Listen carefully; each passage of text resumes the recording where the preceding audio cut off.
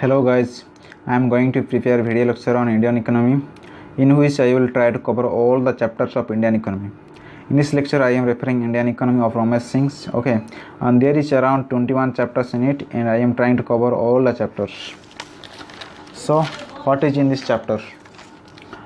Basic introduction of economics, growth, development and happiness, evolution of the economy, economic planning in India, economic reforms, inflation and business cycle, agriculture and food management, industry and infrastructure, service sector, Indian financial market, banking in India, human development in India, insurance in India, security market in India, external sector in India, preparing for the demographic dividend, international economic organizations in India, tax structure in India, public finance in India, sustainability and climate change. Okay, today we discuss the basic introduction of economics, which is the chapter 1 of the Indian economy. So let's start. So what is economics? Economics is the study of how society uses scarce resource. Scarce resource means very limited resource. Okay, so what economics is the study of how society uses scarce resource to produce valuable commodities and distribute them among different peoples. Okay, economics studies how individuals, firms, governments and other organizations within our society makes choices and how these choices determine a society's use of its resource. Okay, then what is the difference between economics and economy? Economics will come out with the theories of market, employment, etc. And the economy is the real picture of the things which emerges after the application of those theories. And there is three model of economic system: capitalistic economy, state economy, and mixed economy. Okay, so what is the capitalistic economy? In this economic system, all the decisions like what to produce, how much to produce, and what price to sell are taken by the market, by the private enterprises in the systems. In this system, state have no economic roles. Okay, then what is state economy? The decision related to production, supply and prices were all suggested to be taken solely by the state only. Okay, such economies were also known as centralized economy, centrally planned economy or non-market economy. Then mixed economic system. A mixed economic system protects private property and allows a level of economic freedom in the use of capital, but also allows for governments to interfere in economic activities in order to achieve social aims. Okay, so there is a mixed economy of there is a mixed economy of capitalist economy and state economy. Okay, then what is the role of the state in an economy? It acts as the regulator of the economic systems, where the state can take important decisions, announce the required kind of economic policies, takes the sole responsibility to get them implemented, controlling and punishing those who don't oblige to those economic decisions. And then it acts as a producer and or supplier of private goods and service. This includes all goods and services which constitute the part of the market and which will be distributed among the needy according to the principle of market mechanism. Here the state owns profit as a private enterprise. Then it acts as a producer and or supplier of public goods or social goods. This includes goods and services which look essential from the perspective of social justice and well-being for the peoples. Education, healthcare, sanitation, drinking water, nutrition, caring for the differently abled and all come under this category. These goods, which are generally distributed free of cost at times, might reach the beneficiary at subsidized price. The loss incurred by the state in this way is paid out of the public exchequer, which means that the whole economy pays for the cause of a few peoples. And there is three sectors of an economy: primary sector, secondary sector, tertiary sector. Primary sector, where there is a direct use of natural resources as agriculture, forestry, fishing, fuel, metals, minerals.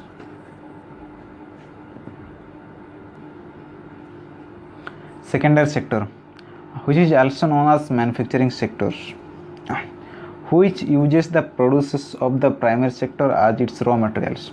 Since manufacturing is done by the industries, this sector is also called the industrial sectors.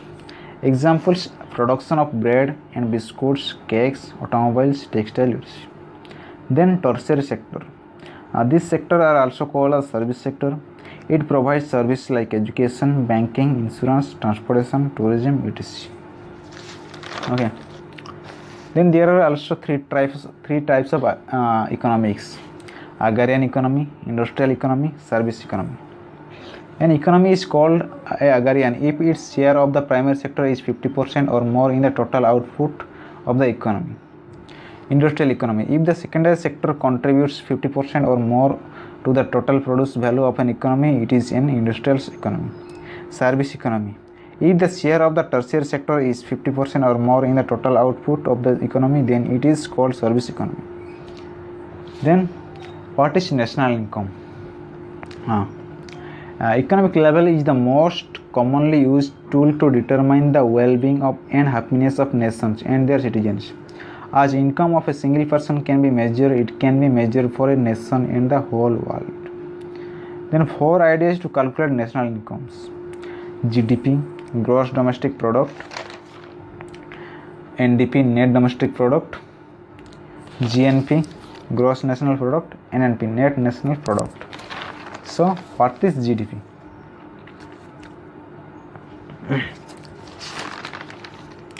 Gross domestic product is the value of final goods and service produced within the boundary of a nation during 1 year period. For India, this calendar year is from 1st April to 31st March. Different uses of the concept of GDP. Per annum percentage change in it is the growth rate of an economy. Okay, per annum percentage change in it is the growth rate of an economy. It is a quantitative concept, and its volume size indicates the internal strength of the economy. It is used by the International Monetary Fund, World Bank in the comparative analysis of its member nations. Okay. Then net domestic product. Net domestic product is the GDP calculated after adjusting the weight of the value of depreciations. So what is the depreciations? Depreciations means the reduction in the value of an asset over time due to particular wear and tear. Okay, so NDP is equal to GDP minus depreciations. GDP minus the total value of the wear and tear that happen in the asset while the goods and services were being produced. The government of economics decide and announce the rate by which asset depreciate. and a list is published which is used by different sections of the economy to determine the real level of depreciation in different assets. Okay, the different use of the concept of NDP. It is used to understand the historical situation of the loss due to depreciation to the economy. Then also used to understand and analyze the sectoral situation of depreciation in industry and trade in comparative periods. To show the achievements of the economy in the area of resource and development, which have tried quoting the levels of depreciation in a historical time period.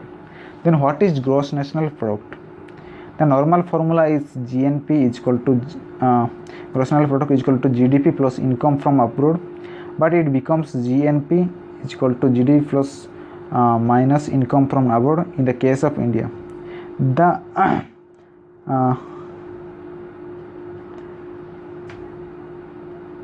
The items which are counted in the segment income from abroad are private remittance, interest on external loans, external grants. Okay. Then different use of the concept of GNP are given below.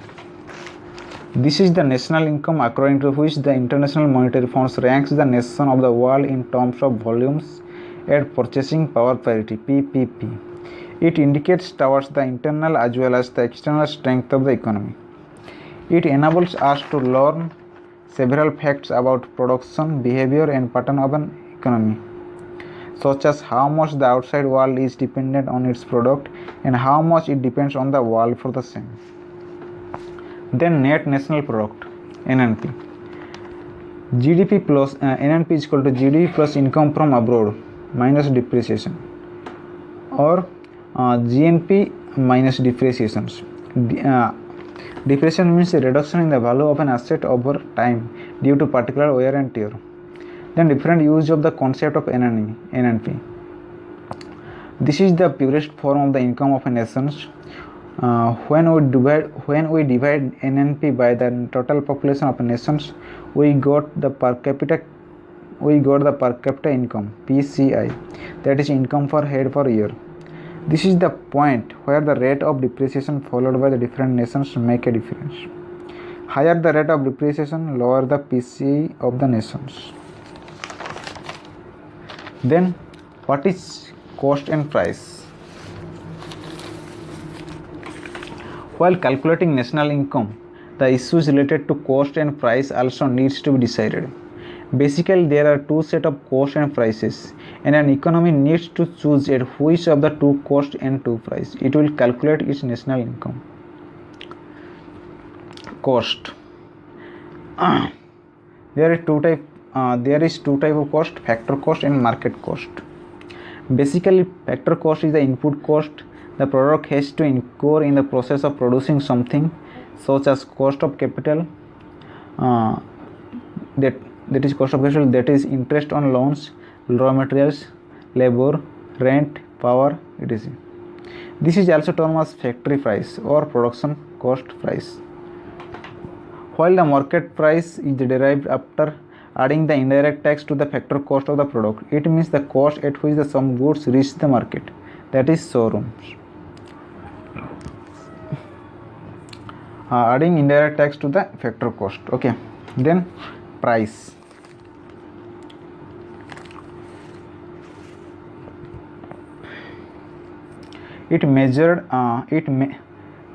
Price are two types: current price and constant price.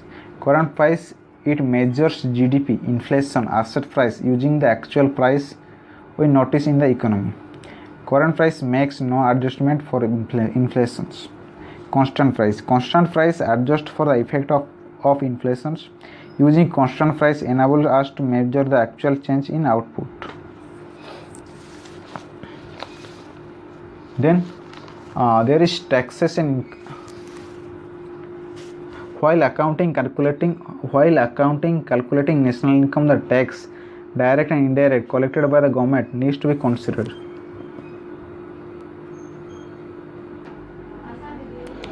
While calculating national income, the tax, direct and indirect, collected by the government needs to be considered. Direct tax. Direct tax is individual income tax, corporate income tax, that is the corporate tax, dividend tax, interest tax. To the extent the direct tax, there is no need of adjustment whether the national income is accounted at the factor cost or market cost. This is so because these taxes are collected at the income of source of concerned person or group. Indirect tax are Senved customs, central sale tax, VAT, state excise. The amount of indirect tax needs to be taken into account if the national income is accounted as the factor cost. National income at factor cost is equal to NNP at market cost minus indirect tax.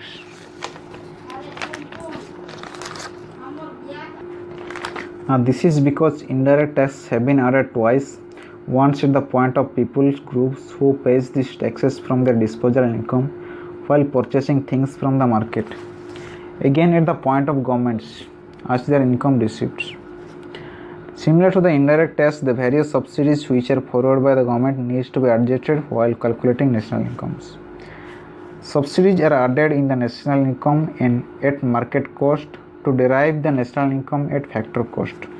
This is because the price at which subsidized goods and services are made available by the government are not their real factor cost. Otherwise, we will have a deducted value. National income at factor cost is equal to NNP at market cost plus subsidies. If the national income is derived at the market cost and government forward no subsidies, there is no need of adjustment for the subsidies. So this is the lecture of first chapter.